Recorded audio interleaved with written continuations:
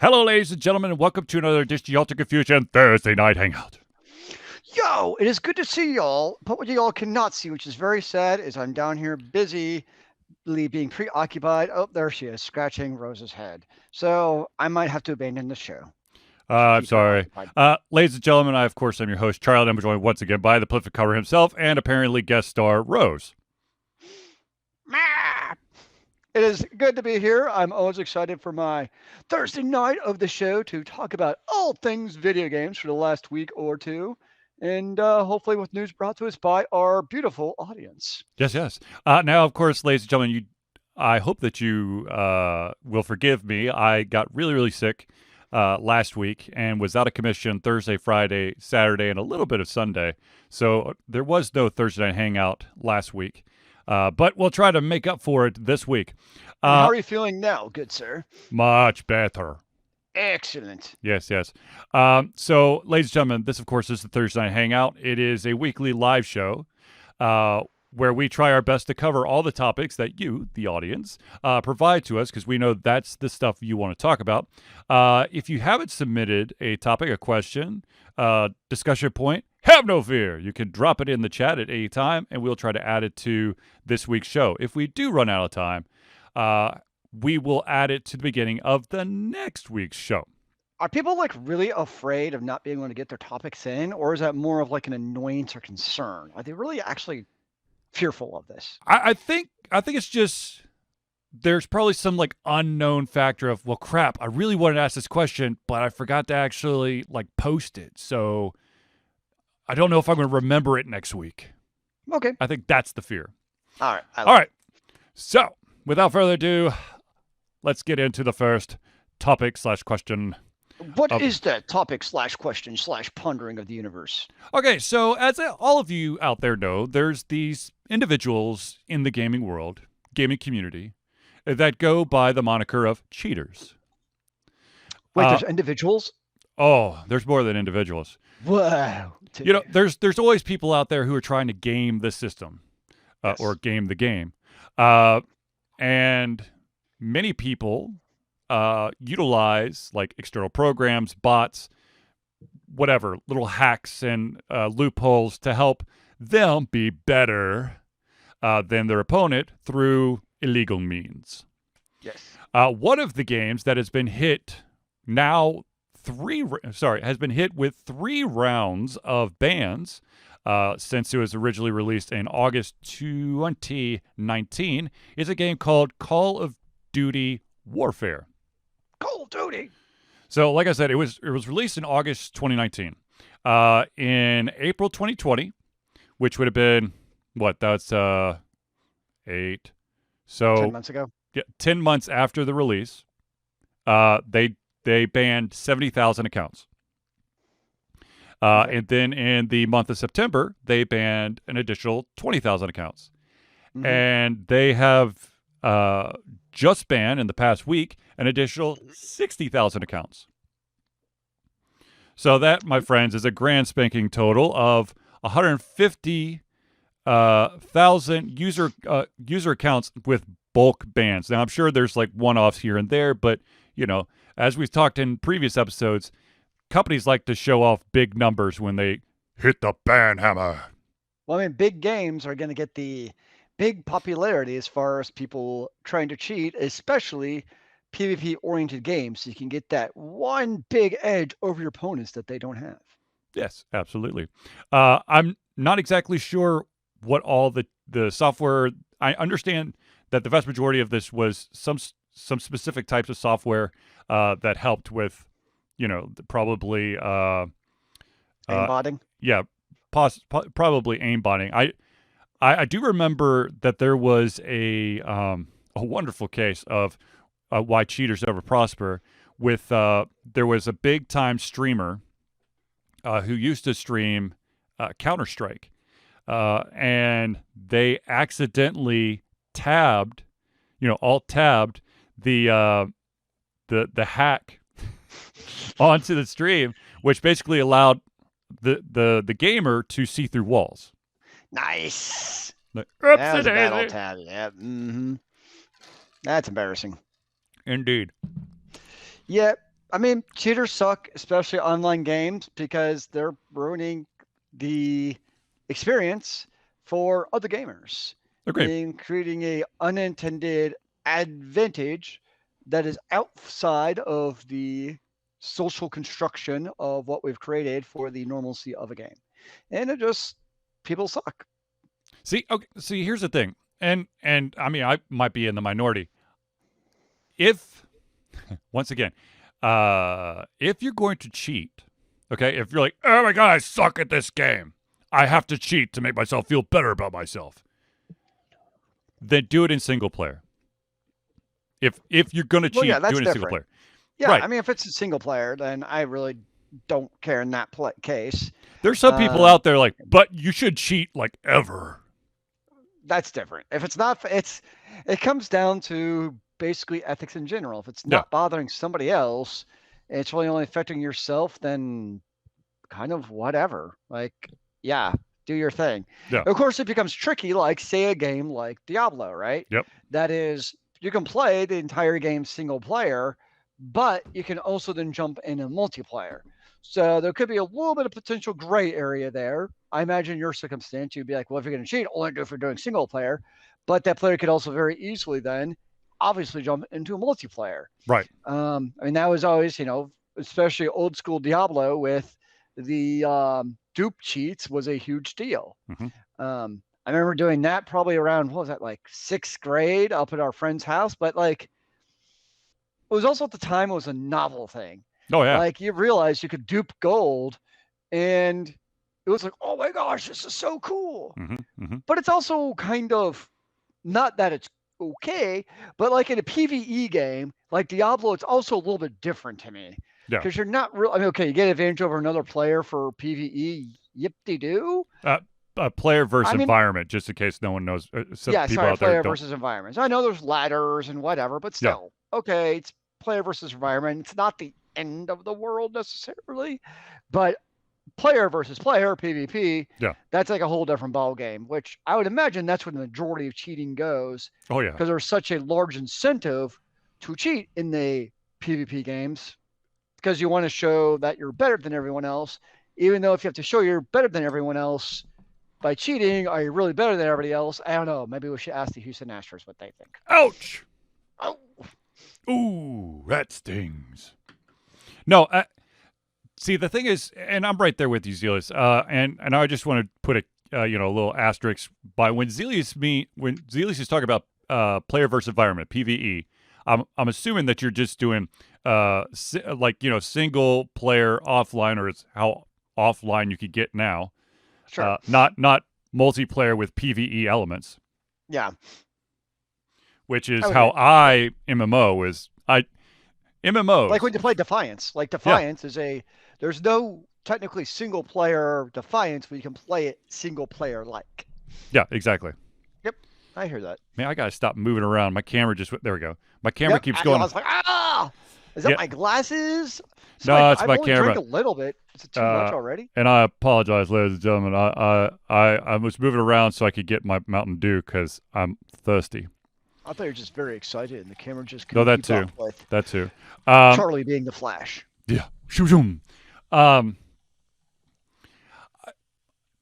The funny thing is that you see all these huge like bans from these PvP games, but there are so many gamers or so many people who play these games that probably have quit because of the vast number of cheaters. And it's one of those things where, yay, they got rid of 60,000 cheaters in the past, I don't know, 10 months. 10 months again? Were they dropping every 10 months? Interesting. The last 10 months, they accumulated 60,000 cheaters and they dropped them. But what about this 10-month gap here? Were we trying to hold for a big number? Because I was getting my ass whooped by people who were cheating for 4 or 5 months, and you weren't doing anything. You weren't even returning my call. Well, I mean, that's the nature of online games, unfortunately, and you have it's cheating, but just as other issues, as you also have a big issue is Oh my gosh, I just had a brain fart of what it's called. When you're like a really good player and you create a new account, so you face Oh, stomped it's the. I just what completely forgot. alt account or your No, nerfing mm, I think it starts at the end. Wow, I just had a bad brain fart. But that's a big issue too in PvP, especially squad-based games, mhm. where one player can really make the game unfun for the other team if they're that much better. So, like for instance, you're playing Overwatch, and you're like, let's just say you're Silver League, which you're okay. Um, and you get like a grandmaster player who comes in as PvP, and they're going to absolutely annihilate those other six players. Yeah. If and you can know pretty quickly if they have a Smurf. That's what it is. Oh yeah, Smurf. Uh, Duh. yeah, you're gonna pretty quickly know, like if they're really good, like Smurf, and they're just gonna annihilate you. Then it's like, well, this isn't any fun. Hmm. So yes, cheaters suck, but there's also unfortunately other elements which also can take away the unfunness of a online game. Like I don't mind losing in a game if the other team's just better than you. Like, Right. and you're only going to win 50% of your game statistically overall. That's just What? life. No, I'm gonna win 95% of my games. Come on, Zealeus, pick it up. No, Well, I know you're better than the rest of us with your Mountain Dew powers. yes. But when you get a player who's just going to make it so you can't win because they're just so much better, that's when it's like, I Right. hate Well, life. so I think the vast majority of the world who are tuned in to the Ultra Confusion Thursday Night Hangout, either live or watching this on YouTube or listen to this on one of your podcast streaming of choice, cheating's not the only problem that game online gamers run into. You've got rage quitters. You have the AFK people. I love Mm-hmm. AFK, where they're there 1 second and then poof. Yep. I mean, they're still there in the game, but they're bye-bye. Or you have those people who troll, which, that's an art form, but At least trolls you can normally ignore. true. Not always. The worst to me, that end, of course, is not just trolls, but legitimate toxicity, which, Yes. at least in my experience, has usually presented itself in the form of massive misogyny, where, I mean, unfortunately, read stories all the time of where female gamers won't even speak on comms because as soon as they do, very unsavory comments are made Yep. just because of the fact they're female, which is stupid and unfortunate and wish it was not a thing, but it is a thing. Yes. And it's just, it sucks. And it's, anybody who does not think it's an issue, and especially PvP or squad based games, has a massive head up the ass of themselves and does not recognize reality. Agreed. Now, I really did not want to make this segue, but since we're bringing up misogyny and like sexist remarks, the next bit of news in the world of video games, video game development, it has become, unfortunately, more and more commonplace for these stories about sexual harassment to come out. One of the big names that just recently is getting sued for sexual harassment is the Riot Games CEO, Niccolo Laurent, and he's being sued by his executive assistant, who she's claiming that there was numerous times that he wanted her to come to his house while his wife was away, and that and that she left the company in 2020 based on multiple well-documented complaints from a variety of people. Wow. Now, here's a fun little tidbit about the CEO. He apparently was quoted telling female employees to handle COVID stress by having children. Yep, I would say that's no bueno. Yeah. No, yep, no, that's not good. Now, of course, as PR firms go, the PR branch of Riot Games has come out and said that the CEO has pledged his full cooperation and support during this process, and that they are committed to ensuring that all claims are thoroughly explored and appropriately resolved. Now, I'm going to be 100% honest with you. That is a crock of shit.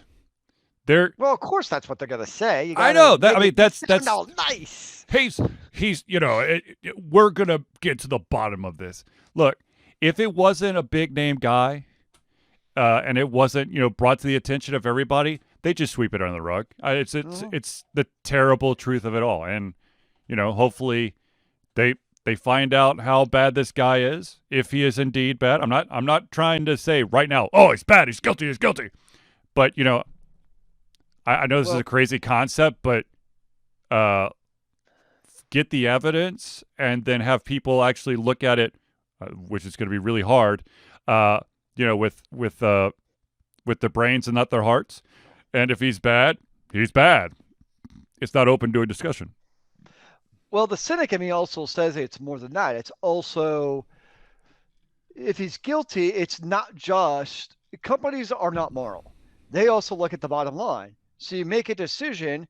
Do you decide, is this person, whatever the financial payout is for the discrimination, is it less than what he's going to bring into the company at his position? Because let's be honest, Riot Games has been a very successful video game publisher and producer of video games. So does Riot Games decide that he's worth the trouble regardless of any sexual situation?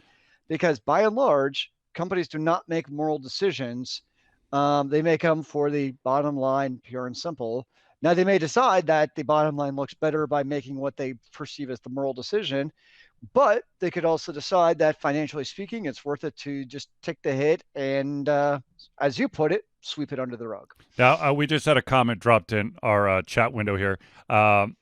Our viewer, Eve, from Facebook, had basically voiced what I said, and unfortunately, you're right. Women's claims often go unaddressed. And Zealeus, unfortunately, you're right with the fact that, it becomes a numbers game. Now, here's the interesting twist, okay? So for those out there who may not know, Riot Games has a parent company called Tencent. Basically owns everything in, like, Asia. So the question, I'd be very interested to see how involved Tencent comes in this process, or if they're going to allow Riot to keep it all in house. Yeah, I couldn't begin to speculate. I have no freaking clue on that. Our chatter, Eve, said, which is why women are hesitant to come forward. So terrible. Fully agree. Absolutely 100% agree. Now, let's talk about, let's change it away from this topic just a wee bit. Let's talk about another powerful man, and Elon Musk. Musk. I think I say me and my muscles. No, not Zealeus. Not this time. Oh, Elon Musk, of course, has like a ton of different projects. One being SpaceX, which of course is the space travel commercial style. Part of SpaceX, though, is something called Starlink, which is going to be satellites that are going to be orbiting the Earth. And he is actually his company is setting up the Starlink satellite internet. You can do pre-orders for $99. The target coverage area is going to be in mid to late 2021, which the coverage area is going to be somewhere in the U.S., somewhere in Canada, and somewhere in the U.K. The company does emphasize that the pre-orders are fully refundable, but the fine print says placing a deposit does not guarantee service. Orders may take 6 months or more to fulfill, and it's going to cost... So you got $99. So it's going to cost $99 a month. But you also have to get the starter kit, because you're going to need a dish to connect to the dish up in space, and that is going to cost you $500. Which also, by the way, does come with a Wi-Fi router also. So That is important. Um, I've actually looked into it, to be honest. My problem with where I live in a condo, so I don't necessarily have a good place to put it because Yes. bylaws and all that stuff. But like I mean, one of the big benefits could be people who live in rural areas, because internet out in rural areas still sucks, and traditional satellite internet is usually terrible and stupidly expensive. Agreed. So for a lot of use cases, it could actually potentially be a pretty cool service. The other place it could actually be a really big benefit is redundant circuits at businesses. Because usually you want, for businesses, you want fiber for both low latency and high speeds. Mhm. But say your fiber goes down, at least you have a redundant circuit for only $99, which for most businesses, affordable. It might not be the best, but at least that way you have a quick and easy failover without having to pay hundreds of dollars to pull in another ISP. So it's actually for the price of $99 per month, which is probably what most people are paying for if you just have straight up internet. It's somewhere in that ballpark. So it's not outrageous. From what I've read, the latency isn't bad. That probably depending where you are, I'm guessing could be questionable. Where I live, I actually put my address in just to see, and I'm definitely potentially in the coverage area. Nice. I don't probably plan on getting it, but I was just kind of curious, like, I wonder if I'm there. So it's a pretty cool service. What I'm planning on doing, though, if once the SpaceX IPO drops, I totally want to invest in that. Speaking of which, speaking of investment, Zealeus, do you still have money in BitCurrency or cryptocurrency? Yes, I have bank currency, and I also have GameStop stock. Although I don't sure if it's actually Christ. worth anything anymore. No, it's not. No, it's not, I know. So there was, the cryptocurrency craze was what, like 2 years ago now, I guess? Yeah, so? I know. I remember because you're like, dude, I cryptocurrency's awesome. I put $250 in there and then watched basically my $250 just go into the ground. I was in the same. And I just looked up my cryptocurrency, and I'm above $800 now. Yes. Nice. No, I'm finally in the positive. Sweet. Like literally, like right after I invested is when it plummeted out. I think you got in a little bit before me. But no, but that's the whole idea with investing is you just have to write it out. My GameStop, I'm gonna be honest, that's not going up, but I don't care. GameStop, I know. GameStop, whatever, man. Sam, hold on. Sam Grizzle, I just want to point out that $99, I could buy 5 Ultra Confusion t-shirts for that. I'd say that you could probably buy, I think, let's see here. 5 t-shirts would be $19.80 per t-shirt. I'm pretty sure I could get you a better deal. I think I could get you like 1 or 2 more shirts if you're paying $99. But Charlie, we need a profit margin here. This is also to purchase Ultra Confusion goods for you, like new canes. I'm good now. My headphones are all set, so it's not like Sam says, I'm stunned by crypto money. It's still tolerated by countries considering how easy it is to hide ill-gotten cash. It's the new, what do you call it? Offshore banking. Actually, crypto is, FBI knows how to find out where your money is. Depends on your crypto. Crypto's not as encrypted as people. It's encrypted, but it's actually trackable. That's the difference. It depends on your crypto. You Dude, believe what you want to believe. I have been watching these seminars. I don't know. I'm just blowing, Welcome to Charlie's TED Talk. Haha! I watch videos and they tell me the truth, therefore it's true. I have drank the Kool-Aid. No, it's the big one. What is it? Dogecoin? Yeah. Yeah, that's the big one now is Dogecoin to invest in. Whatever, man. Whatever. But I'll be very interested to see how this Starlink stuff goes. Every single time I think satellite connection, it kind of gets me a little spooked. And then there was a story a couple months ago where I think it's NASA was basically like, we got to stop putting more satellites in the sky. We're going to charge you like an arm and an effing leg if you keep throwing stuff up there because it's just going to be too cluttered. I think Elon Musk is like, Elon's like, I am replacing all of your stuff with my stuff, and I'm giving you a discount. We could put my satellites up like, No, Sam goes, is it really that no, traceable? no. I'm actually serious. It's if you actually look into cryptocurrency, it actually is. There's a trail for it because you still have to purchase it with money Do somewhere. you? Well, Can't you have so no, someone else it's buy it for you? well, okay, yes. Aha! Aha! Flaw! Loophole! But then you know what? One person knowing it's a secret, two people knowing it is now just out in the open. Oh, I'm Whatever sorry. The they're just guy saying. there was a guy who invested $4,000 Mhm. into this cryptocurrency, and then Yep. he mysteriously died. Now it is true though, is cryptocurrency is almost impossible to hack, meaning Yeah. each crypto hash is basically unduplicatable just due to people much smarter than me who came up with the algorithm how to create your crypto coins. There you go. Okay, so speaking of big name companies, let's talk about Google, and more specifically, the Google Stadia, the game streaming service through Google. Oh dear.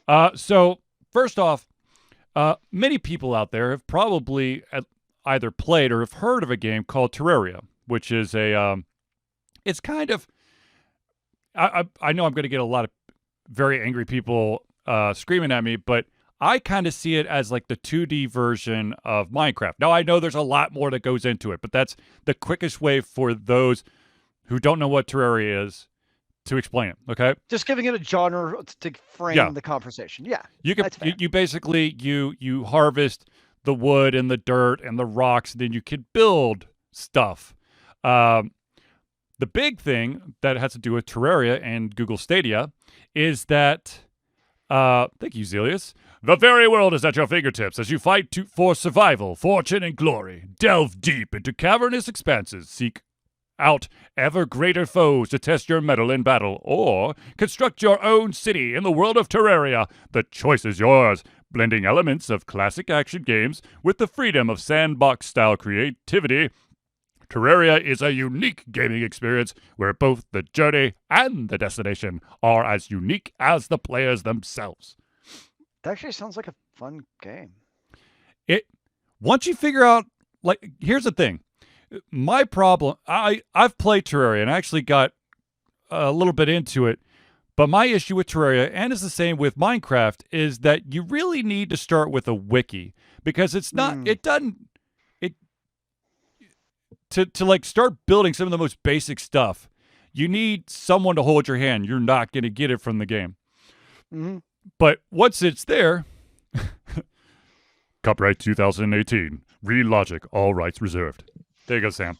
But anyways, Terraria was supposed to be going to the Google Stadia, and it actually had it already got a rating, I think, in the European PEGI system. But the co-creator of Terraria has officially called off development for that version of the game. Why, you may ask? Well, it apparently seems that for a 3-week stretch, he was completely locked out of all his Google accounts. So that meant that he couldn't actually do any work for any Google product. Or get email or do YouTube or do anything useful. Yep. So this is what okay, so on top of he doesn't have his email, he doesn't have his YouTube, but since he's making something for the Google Stadia, one would, kind of extrapolate that he probably has a Google Stadia and he's probably playing games on the Google Stadia, which also means that he has no access to said games for the Google Stadia. Oh, that's a problem. So apparently back in January 16th, he brought it to Google's attention, and Google's just like, I don't know. So in the end, it has cost him access to all the apps that he's purchased on Google Stadia. It's now wiped all the data he stored on Google Drive and terminated his Google account, which he's used for more than 15 years. And the best part is nobody could tell him why. Exactly. It's just like, you violated our TOS. And he's like, how? Why? I've tried to log in. My favorite, it's I think, from the story was when they're like, in order to find out why, do a password recovery. And it's like, but my huh? accounts are gone. How do I do a password recovery on something that doesn't exist? No, it's Yes. not. This is kind of this is a much more suckier, more sucky. I don't know. Crappy. It's a very crappy situation, and It really is. I literally I'm surprised that if it was me, I would find out whomever's in charge of the Google Stadia, drive to the house, kick them in the nuts, Well, or that's the metaphorical beauty nuts. is you don't actually know anyone. Um, I remember when we were trying to get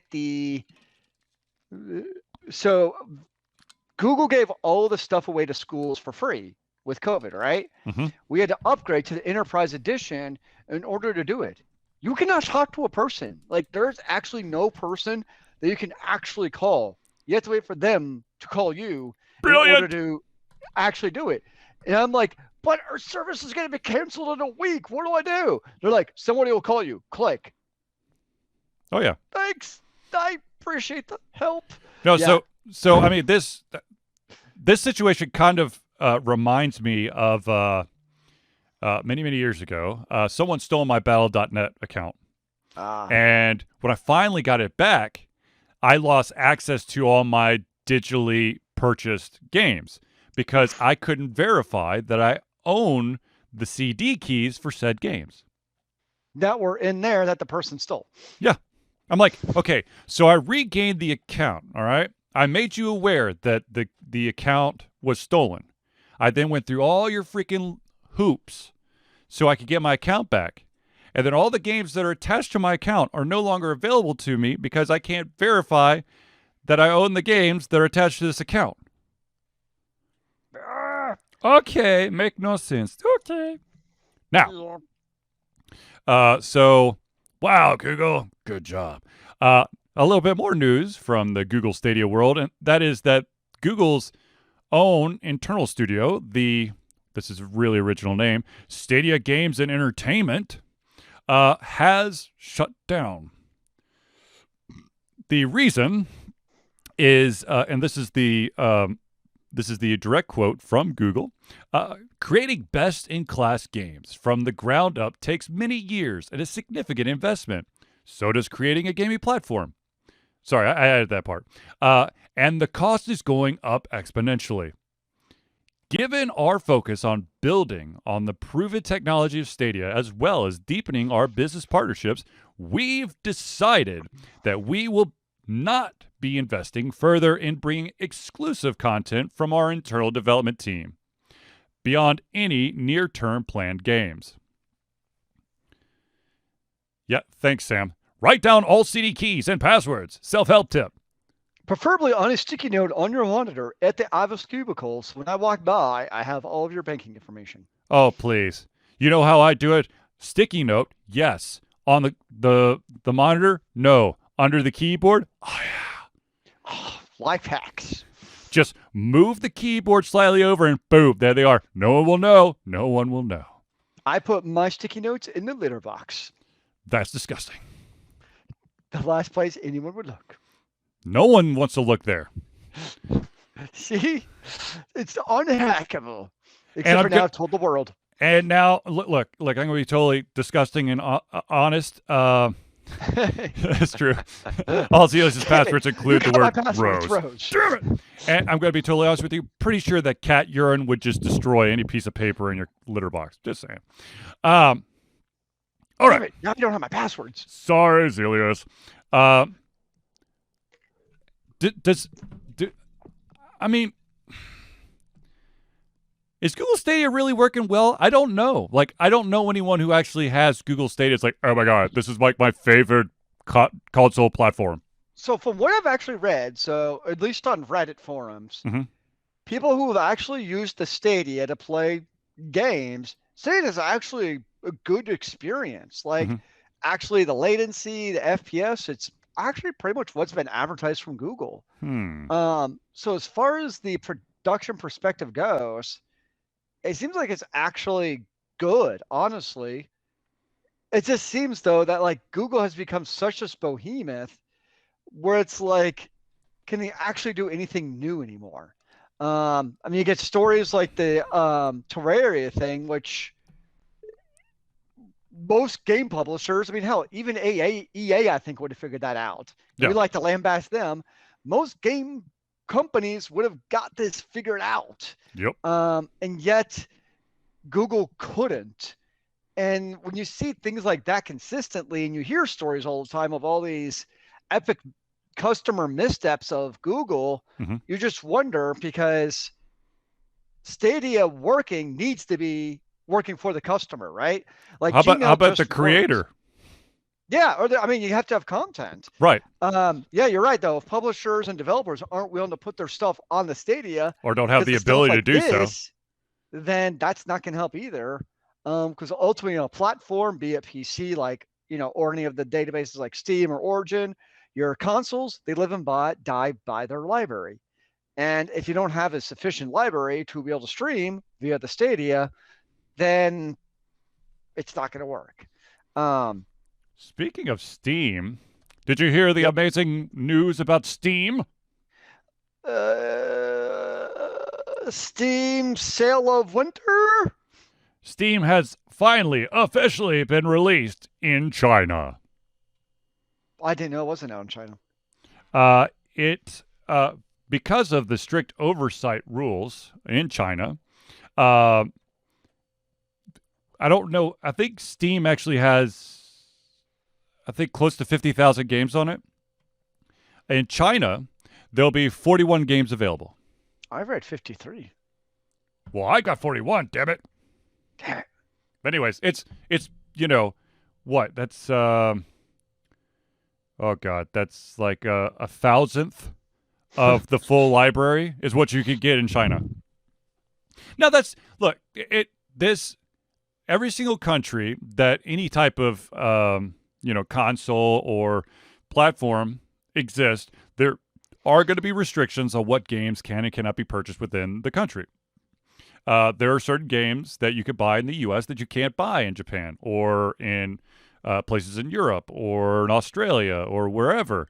But it's just, when you look at like the sheer volume of, you've got almost 50,000 games, and then China goes, we got 41.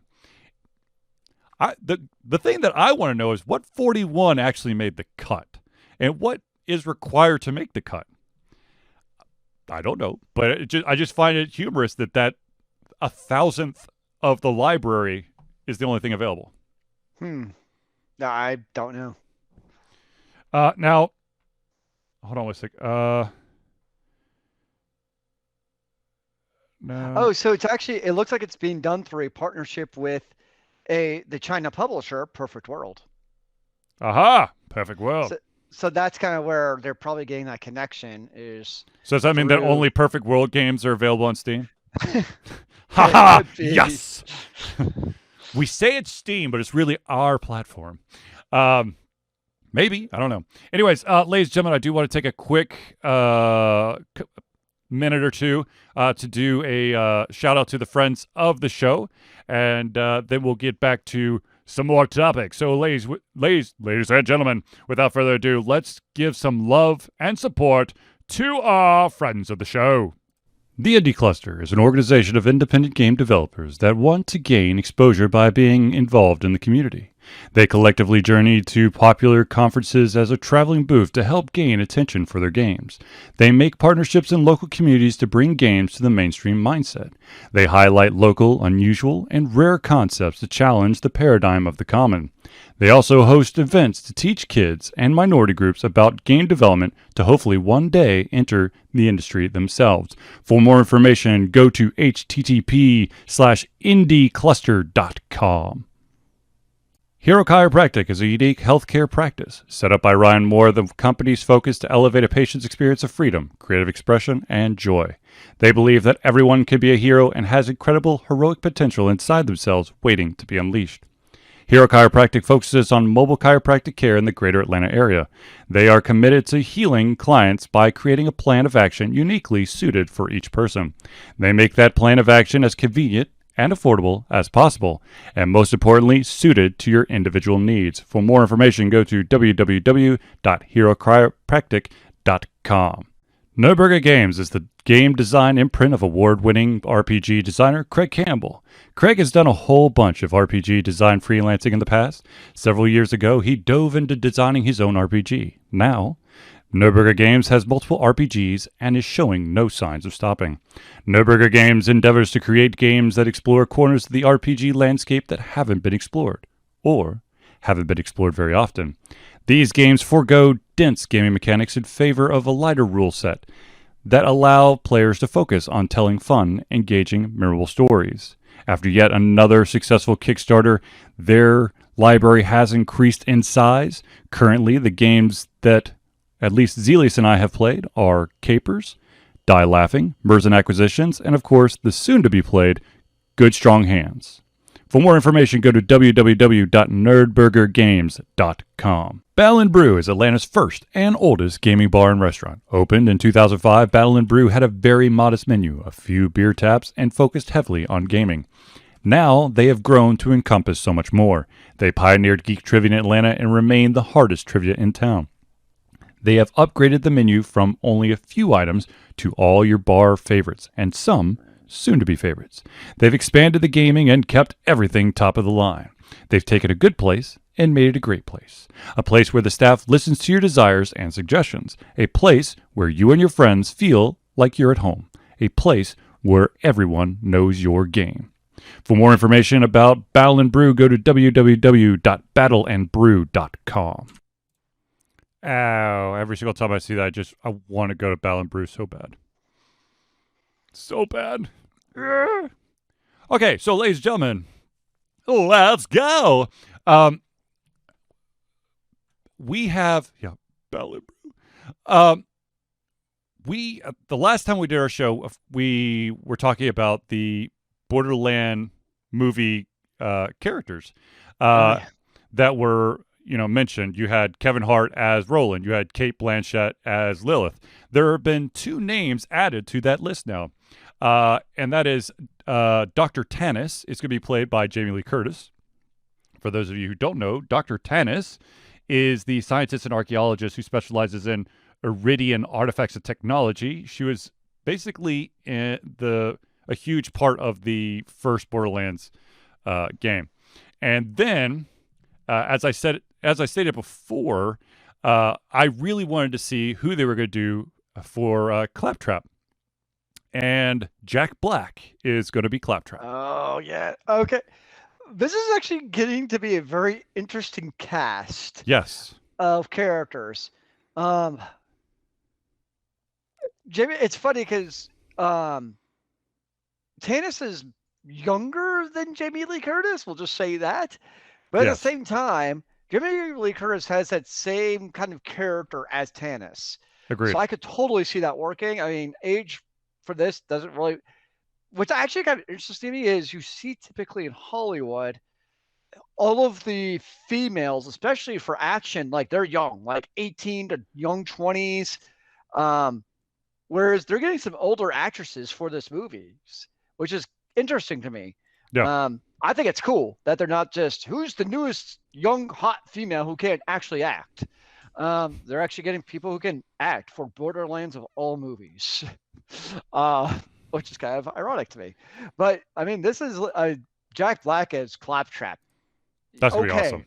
I'm on board. I'm sold. That's gonna be awesome. I will admit that when this news started coming out, and if you tuned into our last show, I'm still not 100% sold with Kevin Hart being Roland. But put Jack Black as Claptrap. Now, you got me. You got me. However, Jack Black, as being part of a project with Kevin Hart, that could have some very interesting back and forth, which would be quite humorous. Well, I'm hoping that it means that this is just going to be stupidly over the top. It's got to be. It's Borderlands. It's got to be. Yeah. If it's not, then someone's doing it wrong. Actually, Eli Roth is doing it wrong. That does not inspire confidence. but apparently the writers, I don't remember what they wrote, but I've heard really good thing about the writers who actually wrote the script. So we'll see. Yes, we'll see. So let's talk about another big name out there. And unfortunately, this big name has been out there for all the wrong reason. That, of course, is Cyberpunk 2077's developer, CD Projekt Red, which unfortunately experienced a pretty bad hack recently. That hack stole sensitive company material as well as source code for Cyberpunk 2077, the source code for The Witcher 3, and the source code for Gwent, which is their collectible card game, which I've never played. Maybe getting the source code for Cyberpunk can help improve the game. Now, the individuals who apparently hacked this into the system, stole all this stuff, the rumor is that they actually gave CD Projekt Red a ransom letter, which they're like, no, we ain't doing that. And so reportedly, that bundle of source code was sold on a black site auction for around $7 million. That's the rumor. Damn. Okay, that's actually a lot. What are you talking about? I'm pretty sure that part of that is their graphics engine, which Yeah. Oh. Well, and if you're curious, they're also now doing a Kickstarter for a board game. Okay, so let's jump into this. How do you feel about a big name company like CD Projekt Red, or let's say like an EA or a Blizzard or whatever, going the route of Kickstarter for a, I guess, non-traditional, not non-traditional. Basically, they're all video games. So how do you feel about that company trying to put together a Kickstarter to do like a board game or a card game or a pencil and paper RPG? For me, Kickstarters have always been an opportunity for basically an up-and-comer or indie developer who doesn't have that capital to be able to produce something basically on the equity of Kickstarters. That's, to me, what the intent of a Kickstarter is. And a big developer like a CD Projekt Red doing this is like defeats the entire purpose of Kickstarter. So I am personally not a fan of it. I am in agreement with you. It really rubs me the wrong way. Now, that being said, I think that maybe it's because of my love for this company, but Supergiant Games, I think, could get away with this. I'm with Zealeus. This Kickstarter to me is a place that allows creators to maybe do their passion project, or maybe create a name for themselves so they could create bigger things. Hell, I was totally for, before it just went all to hell, Broken Age, which was, I think it was Ron Gilbert and Tim Schafer. They're very recognizable names, but they decided to do a project on their own and needed, support from fans like us. That I understand. Let's say that That's different. Yep. Developers from CD Projekt Red break off on their own and they want to create their own board game or card game. That's roughly kind of like a spiritual successor to The Witcher. I'd go in on that, but because it is still that company, I don't know. It's in a way it's kind of like DLC. I would say at least with this, it's a little bit maybe potentially different because the board game's actually being created by like a board game company outside of CD Projekt Red. I think it's Go On Board is the company, if I remember right, and they're the one actually doing it, and it's licensed by CD Projekt Red. So I could kind of see that because it's not technically CD Projekt Red actually making the board game. It's basically being licensed, but it still is like it's still weird, I mean, it'd be it's like it's totally weird. Yeah. I mean, technically, this is a terrible. Well, no, I'll do it this way. It'd be like Blizzard doing a Kickstarter for a Diablo pencil and paper RPG, and it's not Blizzard. It's some pencil and paper RPG studio, but it's got Diablo Wizards of attached the to it. Coast. I'm not going to talk about that. No, it's just. I mean, I understand if you're going to create something like that, you drum up. Let's see here. Sam Grizzle. The board game Monopoly is made by one company. I don't know. It's just weird. It's just weird. I agree. But if you think about it, it's in a way. Okay, here's maybe a really. I know I'm stretching it here. All right. But maybe a weird way of looking at it is, in a way, early release is kind of like a Kickstarter in a way, because you're basically funding a game. Early access. Sorry. Yes, yep. Early access. Because you're kind of funding something. Because most of the time now, video games, at least on. I know we're jumping from board games to video games, but most of the time, video games now on Kickstarter, you have some kind of demo or something to play. And you have early access. I hope. Well, you hope. And basically your early accesses on like Steam, everything seems like it's early access on Steam nowadays. And then eventually maybe it'll become the final version. Who really knows? Mm-hmm. But that's kind of it's almost like, in a way, this type of content is all moving towards its own variation of a Kickstarter without actually being called a Kickstarter. Does that make sense? Yeah, I could I know I'm stretching see it, but it's a bit of stretch. I know. But I don't know. I'm not going to buy into it. No, and I mean, I think part of it's also, when do you know of these products, right? Like for us, we've been around Kickstarter since like it first started, and people were buying Kickstarter and $50 for a tuna cookbook. No, not a tuna cookbook. It was a baked potato book. Sorry, and getting like basically bamboozled. It just products failing left and right, and who knows. It was a really interesting time in the internet in terms of all these different products that you could kick and get your money into and potentially not get anything out of. It was just a different time, and it was a different expectation.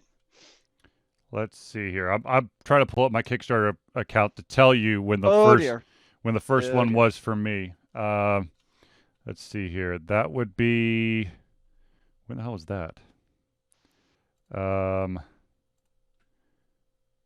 Let's see here. This was, crap. Come on. The campaign closed. Where the hell's the campaign info? Damn it. Oh, I'll just say sometime in 2013. That'll probably be my guess. And I got dicked over on that one. But I'm not even going to go to that. Anyways. Kickstarter creators and supporters have definitely evolved since the early days. But still, I just don't know. I wouldn't personally throw my money behind this, even though I'm sure with the support of, actually, to be honest with you, I think these guys, the go on board people, are probably not going to be. The problem with having a publisher is the publisher can dictate what you can and cannot have in your game, or we're allowing you to use our IP, so you have to follow these rules. So I would be slightly concerned that what they had in mind for the Witcher board game is not going to be what is actually created because of, restrictions. Yeah. Or realigning of goals. So I mean, it'll be. I'll be interested to see if anybody buys it and if it's any good. I mean, if someone out there supports it and ends up being awesome, then give me a heads up and tell me it's awesome. I still don't think I'd buy it, but I'm not saying that'll be bad. Well, right now, according to Kickstarter, you have over 10,000 followers of the Witcher project. But how many have are you talk? Is that the backers or just followers? Just followers. Oh, So it's got followers. I mean, obviously, not all of those are going to back it. yeah. Um, the funny thing is, if this had been released before Cyberpunk 2077, there'd be no question of it being a Oh, phenomenal absolutely. Yeah. Kickstarter. Yeah. It's like they released it 2 months too late, this Kickstarter. Well, it almost, to be honest to you, it feels like almost a move of like placating the fan base because they're getting sued from like every angle over the fact that they screwed the pooch on Cyberpunk 2077. So yes, we're going to allow this company to create one of our other beloved IPs in board game fashion because we love you, fans. That's what it Yes. comes off to Yep. me. I could see that. Uh, Yeah. Now, speaking of fans, here's something interesting. There are individuals who lock on to a specific way of doing things, and then they don't like change. There is a animation studio out there called Studio Ghibli. It's made more movies than I can name, but just some of the highlights there. You got Princess Mononoke, Spirited Away, Porco Rosso, and some other ones. But there is a movie coming out called Earwig and the Witch, which has a ton of hardcore Studio Ghibli fans up in arms, ready to get their torches and pitchforks going. And the reason is this is their first completely CG movie. It's always been old school standard animation before this point. Now it's all CG. I'm going to be honest with you. I personally do not feel comfortable with the fact that Studio Ghibli is going to do CG because I feel that like some of the depth and awesomeness that was in all the previous movies, I'm not saying that CG makes it like gimmicky or feel cheap, but you got to like knock it out of the park. And with the way that I have grown accustomed to how Studio Ghibli movies look, trying to make it, that 3D CG, I just feel like it's not going to connect as well. And the story might be amazing, but I think it would take me more time to actually really appreciate it than I would if it was just, old school standard animation. So I'm taking a quick look at some of the CG from it. Mm-hmm. It definitely looks like they're almost going for a very accentuated CG effect. Yes. Like in terms of almost like old school plays where everything was very over the top and enunciated. So it could be, I'm just obviously projecting here a little bit because I don't actually know anything about it, is that, I mean, they know how to tell a story. So it could be that they full well intended for this to be CG with this type of animation to help further tell the story that maybe they felt they could not do a traditional animation. No, the paycheck was humongous, and they were like, we could do a CG movie. That could be it too. That's really what it boils down to. I think Earwig and the Witch, they might actually have an exclusive on HBO Max for that, for like the first, whatever. Yeah. If there's enough zeros on that paycheck, I think they'll bend the rules. In this crazy ass world we live in. Let's see here. I'm trying to pull it up real quick here. Is it really so crazy if it's large paycheck? Just saying. Just saying. No, it's not crazy, but it would make a lot more sense. Yes.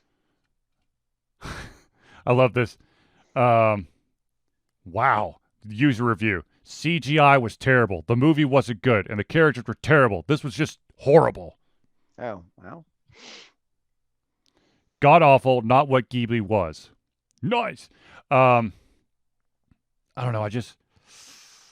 It just looks. It doesn't look at. This is gonna sound funny, but it doesn't look as crisp as all the other movies, even though some of those movies are from, I don't know, like the 80s. But anyways, it'll be interesting to see. I mean, I'll still check it out if someone gives me their, I guess, HBO Max account or whatever. But Sam Grizzle says, sidebar, the first time a movie was digitally made and computer geeks could see, that's what Tom Cruise looks / sounds like in Zero and Ones. Let's make our own. Why hasn't that happened yet? Too many bits? Wait a minute. First time a movie was digitally made and computer geeks could see, that's what Tom Cruise sounds like in Zeros and Ones. Let's make our own. Why hasn't that happened yet? Because Tom Cruise is a very polarizing figure now, and some people would like to see the Tom Cruise Zeros and Ones hit with a very powerful electromagnet. Hey, you know what? I still enjoy his over-the-top action movies. So, yeah. I'll just ignore his other crazy activities. Make fake actors real. Look real. I mean, we're now seeing like the hologram. I know it's still in its infancy, but you see in these hologram concerts where you have Elvis and Michael Jackson performing on a stage, which of course they're both dead. Well, Elvis isn't, but he just went home. He's an alien. If you don't get that reference, go watch the movie. And I'm not going to tell you what movie because I'm cooler than you. I foresee a day of fake computer actors. Oh, absolutely. Yes. Because, well, let's take one thing into account. Hollywood likes de monnaie. And if you can make a movie with digital representations of famous actors, you do not have to pay hazard pay or insurance pay or have to pay for utilizing huge chunks of property and sets. It's all computer. Of course the problem is that it takes longer to render, to edit it, because there's a lot of zeros and ones. Yeah. That's true, Sam. They never grow old and they never get DUIs that you know of. But I'm sure that there's probably some fake computer-generated AI that is thinking, I need to drink and drive. So, hundreds of years from now, when androids are sentient, can an android get a DUI? What would be considered a DUI by Android standards? Because pretty sure alcohol won't have any effect on the system. I mean, if they're fully sentient, are we going to create synthetic androids that also then have organs? Oh, God. Now we're doing Bicentennial Man, which is a very dated reference. If you don't know what that is, it's a weird movie. I mean, what are we going to make our androids? Are they just going to be fully metal, or are we going to try to clone human parts? All right, Terminator. Just saying. Yeah, I know. Ladies and gentlemen, I do want to take a quick second to tell you that Alter Confusion every single year partakes in something called Extra Life. Extra Life is our way of giving back to the amazing people. Oh my gosh, let me try this again. Extra Life is gamers what they do best. That's gaming. What Extra Life aims to do is help sick and injured children at chosen Children's Miracle Network Hospital. For Alter Confusion, it's always been the Children's Healthcare of Atlanta. All the funds that are raised through Extra Life go directly to that hospital. It's unrestricted funds. This means that a hospital decides where and how to spend the money to ensure the dollars you raise make the biggest impact in the lives of the kids they treat. This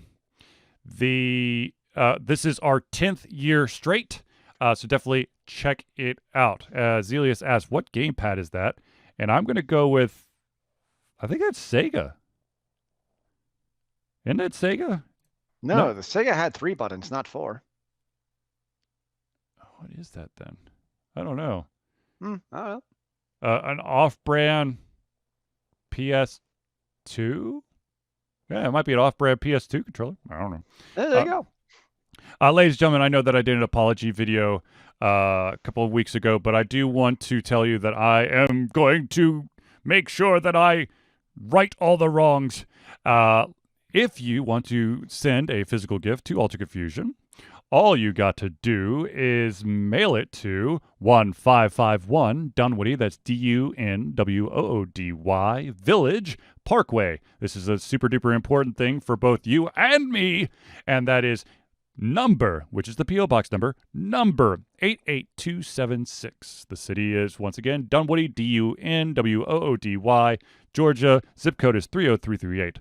I will not let stuff sit in the P.O. Box for months on end. I will attempt to check it every 2 weeks to try to avoid having to do another apology video for boxes getting lost because the post office has some mandate of a specific amount of time before they will send it back to sender.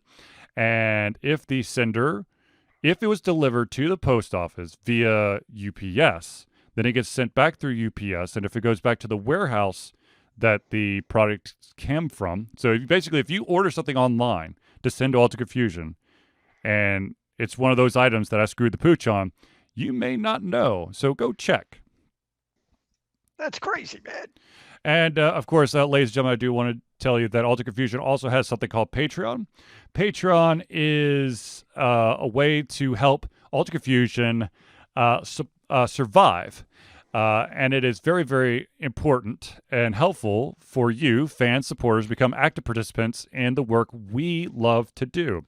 What this is it is a monthly donation of either $1 a month, which would be $12 a year, or $5 a month, which would be $60 a year.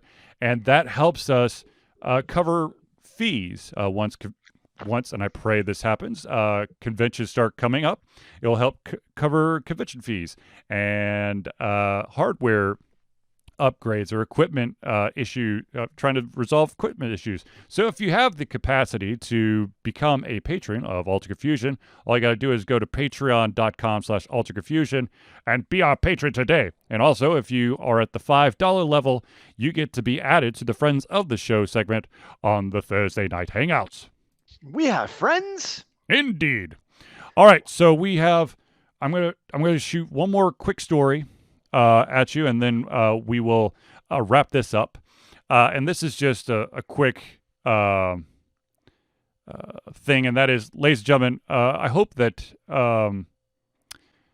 speaking of conventions, I hope that everyone is still able to experience convention-like atmospheres in 2021. I know that there's a lot of conventions out there that have postponed completely. But there are two conventions that are scheduled to go this year, and they're both going strictly digital, and that, of course, is BlizzCon 2021 and E3 2021. BlizzCon has a very... I'm going to be honest with you. I like the fact that there's going to be virtual conventions to go to, but I can't do it. I just can't do it. I've been doing conventions as a fan table and as a panelist and as a media journalist for like 10 years. And the reason why I'm able to remember to go places is that I'm physically there. I won't remember that BlizzCon 2021 is happening or what the exact panel is. But yet you remember every Thursday night. I have faith in you to remember these things, sir. I have okay, first of all, it's every Thursday night. I have to come to my computer every Thursday night. I also have reminders on basically 7 different calendars. And I actually talk to people about the upcoming show. So it's not... What if I called you every hour and be like, remember, go to your convention, sir? You wouldn't do that. This is true. Yeah, exactly. What if Sam called you? Sam would be more likely to be like, you know what? I saw a really good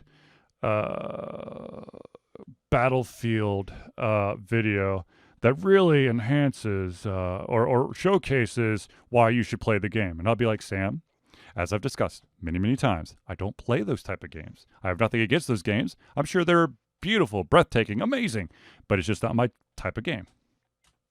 Felt like it's a good time to start. No, thank you. All right, ladies and gentlemen, I think this is the closing part of the. There goes Sam. Battlefield 1 is the greatest FPS of all time. There's many people who would think otherwise. But if that is your opinion, I believe you. That you believe that is it. They are wrong. Okay, so ladies and gentlemen, we have unfortunately reached the end of our show for this week. If you have any topics that you didn't get a chance to drop into the chat, or that you want us to talk about next week, all you got to do is hit us up through any of our social media means, or drop in the chat next Thursday. But with that being said, ladies and gentlemen, I want to thank everyone for tuning into the Ultra Confusion Thursday Night Hangout. For myself, Charlie, and Zealeus, it's been a pleasure to give you everything come our heads, our mouths, and of course, our hearts. Will be back next Thursday for another Ultra Confusion Thursday Night Hangout. Remember, kids, keep on gaming in the free world. Amen to that, brother.